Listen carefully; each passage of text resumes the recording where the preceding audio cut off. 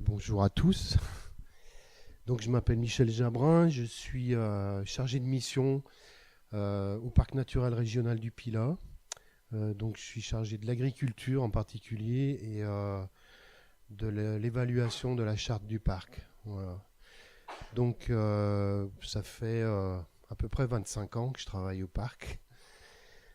Donc, sur la même thématique, donc avec une constance assez forte, quoi, sur ces questions-là. Donc, pour démarrer, vous n'allez pas grand-chose voir mon diaporama comme, avec trop de lumière, mais je vais vous présenter tout ça. Voilà. Euh, pour qu'il n'y ait pas de confusion, tout le monde sait où se trouve le parc du Pilat, parce qu'il y a souvent la confusion. Donc, on est dans un... Voilà, tout le monde ne s'était pas orienté vers la dune.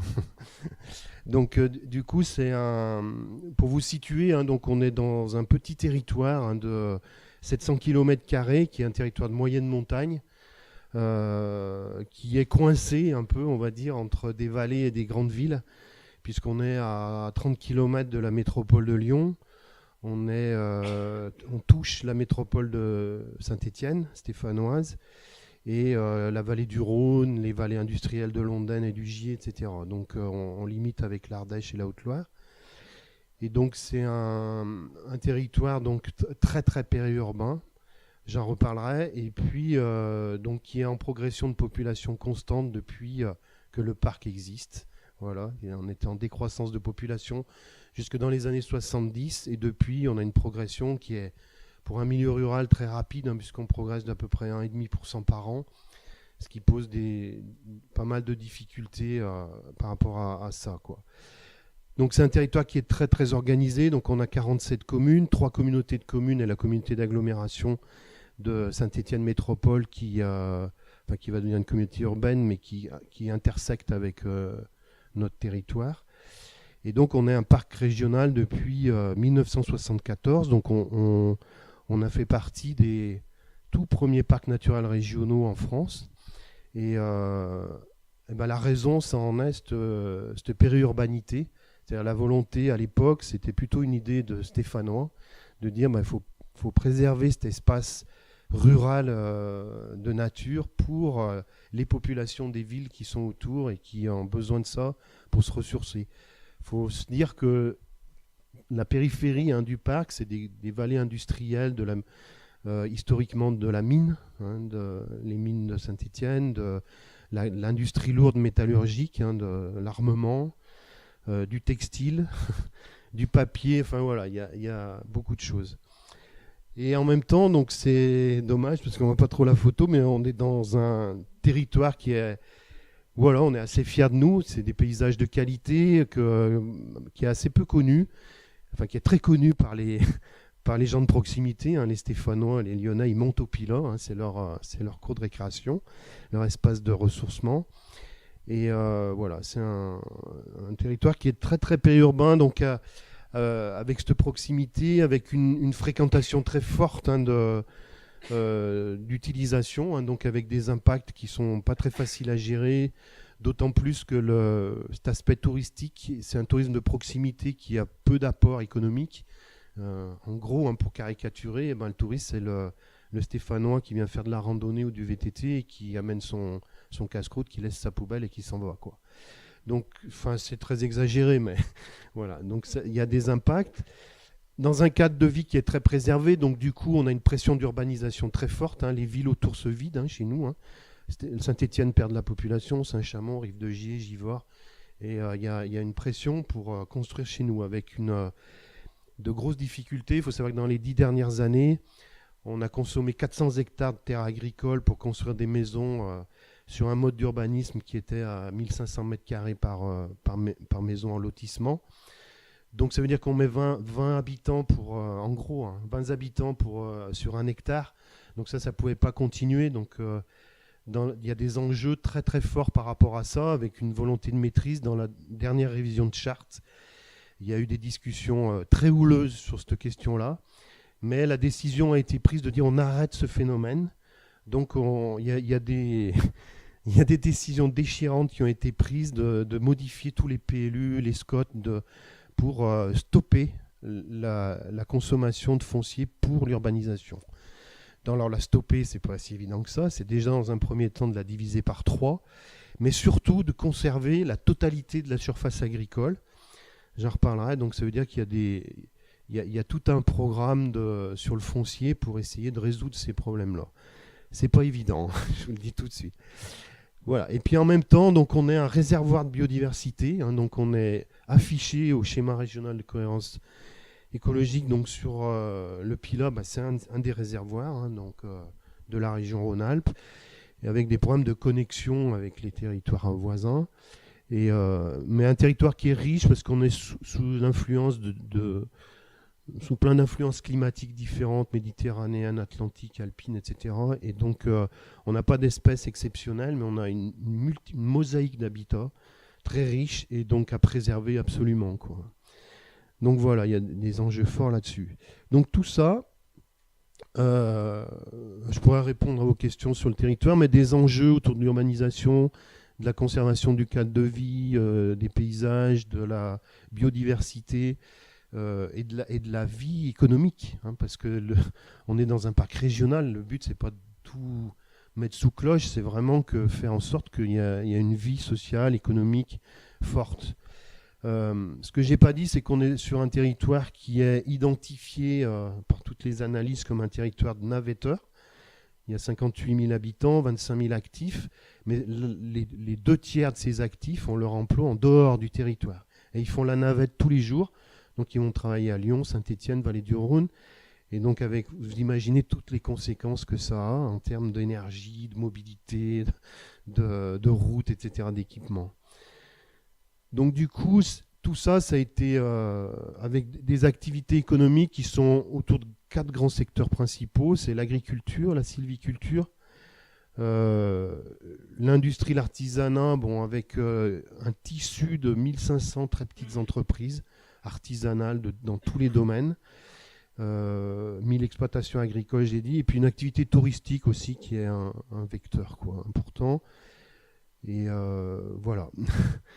Donc du coup, tout ça fait l'objet on est dans un parc, donc on ne se lève pas le matin en disant qu'est-ce qu'on va faire aujourd'hui. En fait, tout ça est consigné dans un projet de territoire qui est la charte du parc, donc qui aujourd'hui va de 2013 jusqu'à 2025, et donc qui est en gros, pour aller vite, autour de 5 axes de travail. Donc un axe qui est très basé sur la préservation du réservoir de biodiversité, donc voilà, c'est un des fondements des parcs quand même.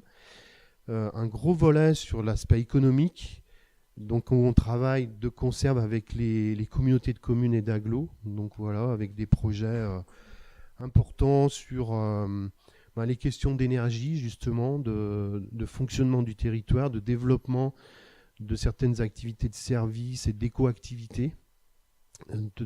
Gros travail sur l'économie sociale et solidaire aussi. Un axe qui est plutôt sur l'aspect culturel et social, donc voilà comment animer le territoire, et puis les 2 axes transversaux qui portent sur comment on peut aller chercher des expériences ailleurs, échanger et faire que les gens participent à ce projet de territoire. Donc il y a une volonté politique qui est très forte. Il y a, par exemple, toutes les communes, les 47 communes ont réadhéré à la charte du parc de façon très simple et facile, alors que vous avez des parcs où c'est plus compliqué. Donc il y a une habitude de ça, et avec des moyens qui ont une forte implication des élus, même s'il y a des débats parfois houleux, mais c'est pas grave. Et une équipe d'ingénierie, donc il y a une trentaine de personnes qui travaillent au parc pour l'ingénierie. Et puis surtout avec une mobilisation de moyens assez importante, donc j'en reparle. Donc nous, on a... c'est la charte du parc qui est le guide du projet de territoire, et ensuite on mobilise à peu près toutes les procédures qu'on peut trouver, les appels à projets possibles et imaginables. Donc jusqu'à maintenant, c'est en train de changer un peu avec l'évolution des régions, les changements politiques, etc. Donc on est dans une phase un peu de flottement. Mais du coup, on a beaucoup mobilisé donc, des contrats avec la région, Rhône-Alpes jusqu'à maintenant, des programmes stratégiques pour l'agriculture, pour la forêt, pour le tourisme. Constamment, on a été sur des programmes leaders pour mobiliser les fonds européens. Et donc, on s'inscrit aussi dans toutes ces démarches qui sont le TEPOS, tout TEPCV, etc. Donc, je vous en fais grâce parce que c'est une liste assez impressionnante. Et on met beaucoup d'énergie à ça pour pouvoir mobiliser nos acteurs, enfin tous nos partenaires, de façon dans la même direction. Donc on travaille aussi beaucoup par un système de convention. Voilà. Et donc une des préoccupations, donc avec une méthode de travail, donc le parc n'a pas de pouvoir réglementaire quel qu'il soit, hein, contrairement à un parc national. Donc on travaille beaucoup avec la concertation. En essayant d'apporter beaucoup de connaissances sur le fonctionnement du territoire et des territoires voisins, hein, pas que nous dans notre petit monde, quoi. Et puis d'élaborer de façon collective des projets sur des choses et rechercher les moyens, mettre en place les actions qui vont avec. Et du coup, pour arriver à mon sujet, donc au niveau de l'agriculture, il y a 4 ambitions fortes. C'est de préserver le foncier agricole, donc je ne vais pas en parler là parce que c'est un gros travail. Le deuxième, c'est d'aller vers un territoire d'agroécologie. Donc on a historiquement beaucoup travaillé sur la notion d'agriculture durable. Et puis maintenant, bon, les terminologies changent, mais donc en protégeant ces terres agricoles, en réduisant de façon importante les impacts de l'agriculture. Alors on est sur un territoire où l'agriculture est plutôt vertueuse, hein, mais on sait qu'on a des points noirs, puisqu'on a une zone d'arboriculture fruitière avec pas mal d'utilisation de pesticides. On est dans des zones d'élevage laitier relativement intensives. On a de la viticulture, des élevages hors sol. Enfin bon, il y a une très grande diversité dans l'agriculture qui est en moyenne peu intensive, mais avec des points noirs qu'il faut régler. Donc on a travaillé historiquement là-dessus. Donc on a des expériences fortes depuis 25 ans hein, sur... par exemple, le compostage, le co-compostage, sur les diagnostics d'exploitation, sur comment on peut aller sur les traitements alternatifs en arboriculture, par la confusion sexuelle, par l'utilisation de prédateurs naturels. Donc tout ça, c'est des choses, sauf que dans la dernière charte, nos partenaires nous ont dit, bah oui, ces expériences, c'est intéressant, mais maintenant, il faut passer la surmultiplier et montrer que vous pouvez embarquer tout le monde dans des systèmes encore plus vertueux, quoi. Pas que quelques exploitations, mais beaucoup de choses. Donc il y a des objectifs très élevés. L'objectif, c'est qu'en 2025, on ait 40% des agriculteurs et des surfaces qui sont en agriculture biologique. Et que les autres soient au minimum dans des systèmes d'agriculture certifiés au niveau environnement ou en production intégrée, etc. Donc, donc ça nous pose des vrais défis. Donc comment y arriver donc pour embarquer tout le monde. Donc on travaille dur pour le moment là-dessus. Et tout ça en essayant de faire en sorte que nos agriculteurs ils aient une vraie performance économique. Hein, c'est pas l'un au détriment de l'autre, c'est les deux en même temps. Et que leurs conditions de vie et de travail ne se dégradent pas, quoi. C'est-à-dire qu'au contraire, ils améliorent leurs conditions de vie et de travail, parce que ça c'est très important. Sinon on n'a plus d'agriculteurs, il faut tous le camp. Et là, on a un problème. Donc voilà pour cette agriculture. Et du coup, le projet Climagri, il est venu là-dedans, en fait, en se disant, bah voilà, on entend plein de choses là-dessus. On était dans un territoire où on a travaillé depuis longtemps sur les questions d'utilisation du bois énergie, développement du bois énergie pour mieux utiliser la forêt. Hein. La moitié du territoire est boisé. Sur les questions de mobilité, d'économie d'énergie, etc. Et donc du coup, la question, ça a été de dire au niveau de l'agriculture, comment on peut améliorer ces impacts aussi. C'est un petit bout de tous les impacts, mais c'est comment on peut améliorer. Donc on a répondu à un appel à projet de l'ADEME sur la réalisation d'un diagnostic Climagri. Donc Climagri, c'est une méthode de diagnostic territorial des consommations d'énergie par l'agriculture et la sylviculture sur un territoire et d'émissions de gaz à effet de serre. Donc c'est une méthodologie qui a été mise au point aussi par Solagro avec l'ADEME. Et donc nous, on l'a fait avec Solagro. Voilà, et donc du coup, pourquoi on... Donc le but, c'était d'affiner les connaissances sur voilà, comment fonctionne au niveau énergétique notre agriculture, globalement, sur le territoire. D'autant qu'on a un observatoire assez fin de l'agriculture, du territoire. Et puis l'autre idée qu'il y avait derrière, c'était surtout de mobiliser les élus, les agriculteurs sur ces questions-là, en les sensibilisant sur un sujet qui est assez peu prisé quand même. Les questions d'énergie pour les agriculteurs, c'est pas vraiment leur tasse de thé. Foutez-nous la paix un peu avec ça, on consomme pas grand-chose, donc on va pas se mettre à laisser les tracteurs de côté. C'était ça le début, quoi. Et donc, et puis derrière, c'était de mieux voir où il y avait des marges de progrès, des vraies marges de progrès, et de voir comment on pouvait agir là-dessus. Donc on avait des attentes fortes, puisqu'il y avait une antériorité de plein d'actions, des réflexions qui étaient en cours dans la charte, une forte place de l'agriculture. Et puis l'autre préoccupation qu'il y avait aussi, ça par contre on est bien rentré là-dessus, c'était sur l'impact du changement climatique.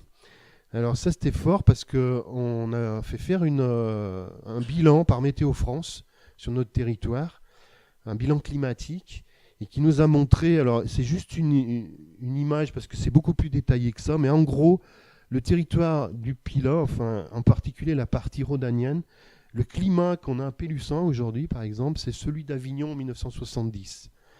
Donc ça vous donne un peu une idée de l'évolution du climat, donc avec plein d'impacts sur notre agriculture. Par exemple, les vendanges chez nous, sur les côtes du Rhône septentrional, elles ont avancé en gros d'un mois, quoi, par rapport à ce qui se faisait historiquement. Avec des degrés qui ont beaucoup grimpé, qui posent des gros problèmes sur la Syrah, par exemple, où on arrive très facilement à des vins à 13, 14 degrés, donc alors que les maturités sont à peine atteintes, quoi. Donc tout ça sur l'élevage, puisqu'on a une évolution des pluviométries avec des mises à l'herbe de plus en plus tôt au printemps. On arrive maintenant à mettre des animaux à l'herbe en mars, avec un gros trou d'été caniculaire et puis une repousse à l'automne. Donc du coup, il y a plein de questions qui se posent là-dessus. Il n'y a pas que celle-là, il y en a plein d'autres. Et donc les agriculteurs étaient très sensibles à ça. Et donc du coup, c'était une entrée aussi dans le climat gris, de dire on subit ces questions, mais on contribue aussi par notre activité à produire des gaz à effet de serre, à consommer de l'énergie, etc. Donc je passe comment on a travaillé, c'est assez classique, on n'a pas inventé l'eau chaude, mais on a travaillé avec un comité de pilotage, un comité technique sur ces aspects-là, qui a été, et donc avec le financement de l'ADEME et de la région Rhône-Alpes, avec un suivi technique assez fort et un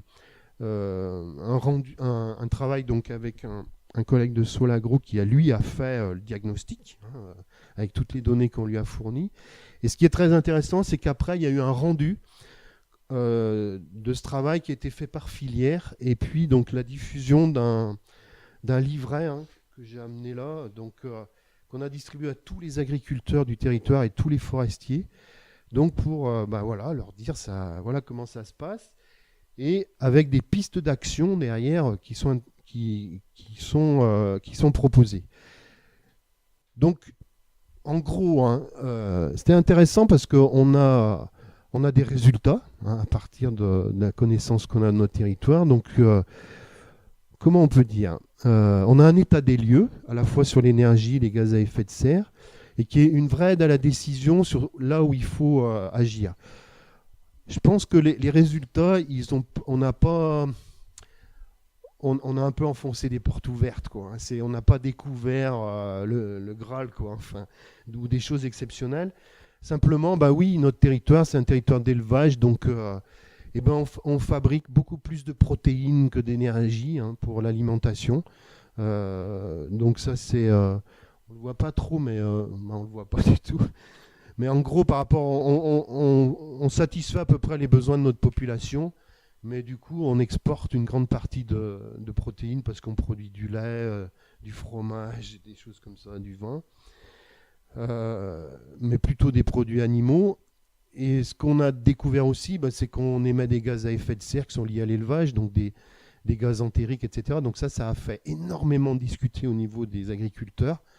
Parce que voilà, quand on les met en face de ça, oui, on est dans un territoire d'élevage et qu'est-ce que vous voulez qu'on y fasse? On ne va pas mettre un bouchon derrière de nos vaches, etc. Donc, mais en même temps, voilà, ça passer cette décharge un peu d'animosité par rapport à ces aspects-là. Après, oui, il y a des approfondissements qui se font et du coup, il y a des aspects positifs qui en sortent aussi. Par exemple, on sait qu'on est sur un territoire où on stocke plus de carbone qu'on en émet, parce qu'on a des territoires, des sols qui stockent beaucoup, on a beaucoup de forêts qui est bon an mal an exploitées, donc qui stockent du carbone. Et donc du coup, ça a permis d'aller vers des pistes d'action qui sont pas sur des questions vraiment de dire comment on peut améliorer le fonctionnement énergétique d'une exploitation, mais globalement sur le territoire, vers où on peut s'orienter pour améliorer la situation globalement. Donc le projet, ça a été de dire on va, avec la connaissance qu'on a, on va de façon déterminée, de façon forte vers le développement de l'agriculture biologique. Donc on a démarré il y a une dizaine d'années avec 3-4% des exploitations en bio. Aujourd'hui, là, j'ai fait le point 10 jours avant de venir, avec les résultats de l'agence bio, on est à peu près à 18% des exploitations en bio et des surfaces sur le territoire. Et l'objectif, c'est d'arriver à 40%, donc ça va, on est sur le bon chemin. Il y a des phénomènes qui se conjuguent, c'est-à-dire que la crise de l'élevage, le développement des circuits courts chez nous, etc., une expérience fait que ça facilite les choses. Voilà pour ce qui est de l'agriculture. Il y a tout ce qui est la gestion forestière, donc alors en particulier le bois énergie, ça c'est pas d'aujourd'hui, mais on met l'accent là-dessus. Et surtout, il y a une nouvelle action au niveau énergie qu'on appelle Sylvact, en Rhône-Alpes, qui est destinée à modifier les modes d'exploitation forestière pour favoriser le stockage carbone. Alors je sais que je suis pas spécialiste, moi, c'est plutôt un collègue forestier, mais on est plutôt sur une forêt de haies très sapinières, donc c'est pas très simple de trouver des nouveaux modes d'exploitation qui permettent de restocker plus de carbone. L'autre chose qui a été actée, qui est très prisée, nous, par les agriculteurs, c'est on essaye de développer des diagnostics d'exploitation globaux avec les chambres d'agriculture. On a choisi, ça a été discuté longtemps, mais on a choisi d'utiliser la base de dialecte, donc qui permet d'avoir une approche globale de l'exploitation et d'aborder sur les exploitations ces questions d'énergie, de consommation d'énergie, de repérer les points où ça dysfonctionne sur les exploitations et d'émissions de gaz à effet de serre. Donc en allant dans les exploitations, on peut trouver des points d'accroche pour dire on peut agir par-ci ou par-là. Et puis il y a des choses qui sont en train de se développer, donc des actions techniques. Donc par exemple, avec un syndicat de défense d'une AOP, de la Rigotte de Condrieu, il y a des essais en cours sur les types de prairies à mettre en place qui permettraient d'utiliser moins d'eau d'arrosage, par exemple, plutôt que de la luzerne, faire des systèmes composites et qui permettent de s'adapter au changement climatique. Donc c'est en cours, donc il y a des essais sur 3 sites très différents qui sont suivis par les syndicats de contrôle laitier, les chambres d'agriculture, ça fait beaucoup causer. Et puis il y a actuellement donc un groupe d'agriculteurs qui est en train de constituer un GI2E. Enfin, il y a 2 GI2E qui sont en cours de constitution, un sur l'herbe et l'autre sur la gestion des sols, qui s'appelle PILATS. Donc c'est pour un projet innovant pour l'agronomie et la protection des sols. Donc là, le but, c'est des agriculteurs, c'est d'aller vers des systèmes innovants pour aller vers du non-labour, vers des systèmes de techniques culturales simplifiées pour éviter de passer trop avec les tracteurs, de remuer, de consommer trop d'énergie. Donc on en est au tout début, mais il y a une très grosse volonté d'aller là, et c'est venu de ces analyses de climat gris. Et puis alors l'autre chose qui est importante, c'est tout ce qui est développement des circuits courts de commercialisation. Donc là, on a un lien direct avec les systèmes alimentaires. Donc on a une chance, c'est qu'on est dans un territoire périurbain où il y a un gros potentiel de consommateurs tout le tour et on est proche de ces villes. Nous, un producteur, il est à moins d'une demi-heure d'un centre-ville, hein, en général. Donc du coup, il est toujours resté, historiquement, on a un bassin d'approvisionnement en produits frais des villes industrielles. Donc il est toujours resté, malgré la modernisation de l'agriculture des années 60, l'intensification laitière, etc., il a toujours resté un savoir-faire de vente directe. Et nos acteurs, ils ont rebondi là-dessus pour conforter leur économie, déjà. Et donc, du coup, nous, on accompagne tous ces projets, alors pas tout seul, hein, parce qu'on travaille avec tous les partenaires, chambres d'agriculture, terres d'envie, etc., pour développer tout ce qui est le réseau des AMAP avec les villes autour, tout ce qui est les magasins collectifs de producteurs. Donc, pour donner une image, nous, on a 5 magasins sur le territoire, hein, de producteurs qui sont en gros des SAS, sociétés en action simplifiée, qui regroupent à peu près 12 à 15 producteurs très différents. Hein, donc, il y a toute la gamme de produits alimentaires. C'est la chance du territoire. Et on en a 25 dans les villes portes autour. Et en gros, il s'en crée à peu près un tous les 2 ans. Donc ça, c'est accompagné. Mais aujourd'hui, l'accompagnement, il est de plus en plus léger parce que les agriculteurs, ils ont vraiment un savoir-faire technologique, je veux dire, assez impressionnant sur la vente, quoi. Donc, ils n'ont plus trop de difficultés à ce point. Mais j'ai fini. Voilà. Donc, je pourrais vous en parler de plein d'autres projets, mais j'ai mis ce qui était. Et donc, par rapport à tout ce qu'il y a, par rapport au plus et au moins de climat gris quand même, parce que c'est pas tout bien ou tout mal. Déjà, les positifs, c'est qu'on a un diagnostic qui est clair, hein, qui est assez intéressant, avec un vrai apport de connaissances, notamment par les propositions d'action qui ont été, les pistes qui ont été données par l'étude. Les approches qu'on a faites collectives avec les agriculteurs, les rendus, donc même si c'était mal perçu, ça a fait réagir. Donc ça, c'est bien, parce que c'est ça qui est important, c'est qu'il faut que le territoire y vive, même si c'est contesté, c'est pas grave, il faut ça vit. Et puis une orientation des actions et des programmes, donc ça c'est clair.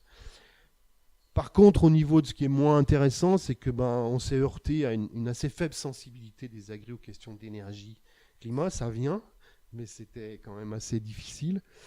Et puis, on a quand même eu des difficultés à repérer des marges de progrès parce qu'on est sur une agriculture, nos systèmes ils sont relativement économes en intrants, on a beaucoup d'élevages qui sont autonomes au niveau alimentaire.